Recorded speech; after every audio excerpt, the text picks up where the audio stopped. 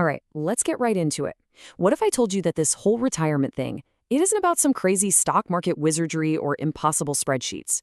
What if it actually boils down to just one shockingly simple number?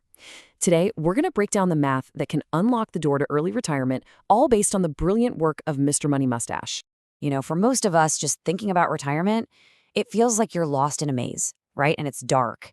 You've got all this advice, all these scary predictions, and these super complicated calculators. They're all just yelling at you. It's a lot.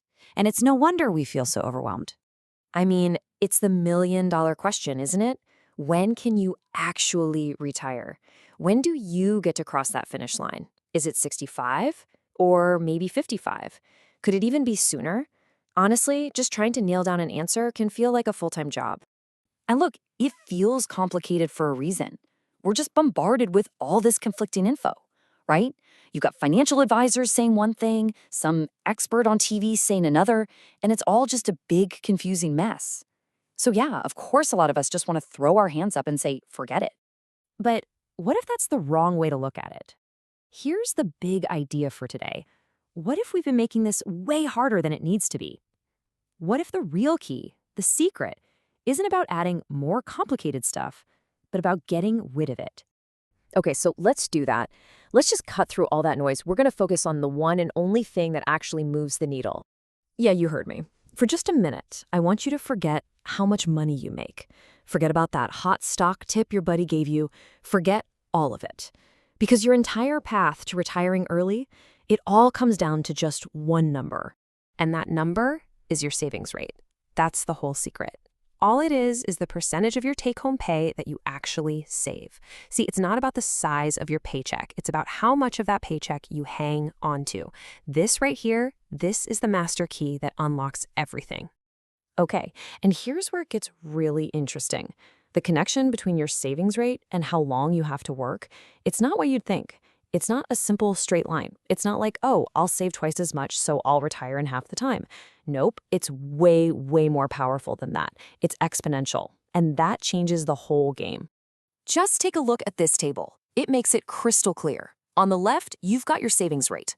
And on the right, that's how many years you've got left to work. Let's walk through a couple of these, and you'll see what I mean. All right, let's start with a 10% savings rate. And, for a lot of folks, that's pretty good. But look at what it gets you. 51 years of work. 51. If you start working at, say, 22, you're not clocking out for good until you're 73. Oof, that is a long, long haul. But here comes the magic. Watch this.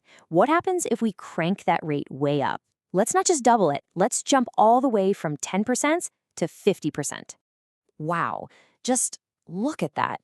17 years. By saving half your income, you didn't just cut your work life in half, you demolished it. You literally just bought back 34 years of your life. That's the power of this math we're talking about. Okay, let's get a little crazy. Let's push this to the extreme. For anyone out there who's thinking, I want to get this done fast, well, the results start to look kind of unbelievable. Just look at the top of that chart. Just 7 years. Think about that. By living on just a quarter of your income and saving the rest, you could be done with work forever in less than a decade. Now, yeah, that's extreme, but it just goes to show you how ridiculously powerful your savings rate is. It is the engine that drives you to freedom. So, okay, a high savings rate is the goal. We get it. But how do we actually do that? Well, there's a secret weapon here, and it's a lot more powerful than just going out and trying to make more money. And here's the logic behind it. Think about it. When you just focus on earning more, what usually happens? You end up spending more too. It's called lifestyle inflation. But when you flip the script and focus on cutting your spending instead, something amazing happens. You get this powerful 1-2 punch. Let me break it down. Part 1. Every single dollar you don't spend is a dollar you can save and invest. Simple enough, right? But part 2, and this is the real game changer, is that you are also permanently lowering the finish line. You need less money to live on for the rest of your life. You're hitting the problem from 2 directions at the same time. Okay, this is where we bring this whole thing down to earth, to our day-to-day choices. We've got to stop thinking about our spending in dollars and cents. We need to start thinking about it in a totally different currency, one that's way more valuable: years of our life. Check out this example. Let's say you cut a few of those small automatic expenses. The stuff you don't even think about. By doing that, you could easily bump your savings rate from 10% to just 15%. Not a huge leap, right?